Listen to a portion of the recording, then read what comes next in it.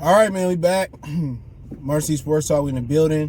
And let's talk a little bit about Fred VanVleet. Word on the street is Fred VanVleet is going to get a Malcolm Brogdon type of contract, and that means he's going to get around $20 million a year. And, should the Pistons match that, and the Raptors are supposed to be, giving him $20 million a year. Let's talk about it. Hit that subscribe button, bell icon button, share the video. Check out Detroit Pistons Talk playlist for more videos like this. But, no, I wouldn't pay Fred VanVleet $21 million a year, and I'm surprised that they paying him that in Toronto.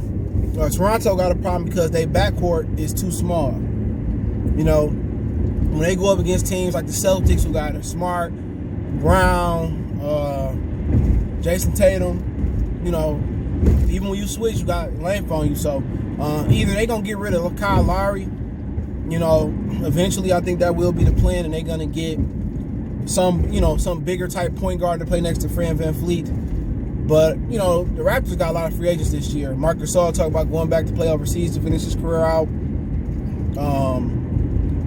Not Pascal Siakam. It's just everybody. Ibaka. A lot of those dudes are up for a contract. But as a Piston fan, unless you're going to get, what works here? If you get Tyrese Haliburton, and then you get Fred VanVleet, I just can't fathom them paying him $21 million annually. It just don't make no sense in my opinion. If they can get Tyrese Haliburton, a point guard like that got height and length on him, then you can play Fred VanVleet there. But the new wave of the NBA is to have length at every position. You gotta have length. You gotta be able to defend. And the Pistons have been good and been able to fight the system when they've been able to defend. And every time they good, they have a point guard. Chauncey Billups, Isaiah Thomas. Even when they were sorry, they won like 56 games with Grant Hill. He was the point guard. He was the point guard. So with them, they gotta go where the wave of the new NBA is. Get some defensive players, develop your young players, and play defense, blue collar style for the Pistons. Fred VanVleet would be a cool guy to bring off the bench as a sixth man. Vinnie Johnson. Somebody like that. Bobby Sura, he cool for that, but I don't think he worth $20 million. Him and Malcolm Brogdon, that's like comparing red velvet cake to pumpkin pie. You know what I'm saying? Malcolm Brogdon is the superior player. He can play some 1, he can play some 2, he's an outstanding defender. He can shoot, he can do the whole shebang. He's outstanding. Fred VanVleet couldn't hold his jockstrap, bro. Now, if this was Malcolm Brogdon, oh, fuck yeah, I pay a quarter for him, $25 million for him. Because Brogdon is a dog. You know what I'm saying? He definitely can be a part of a championship organization.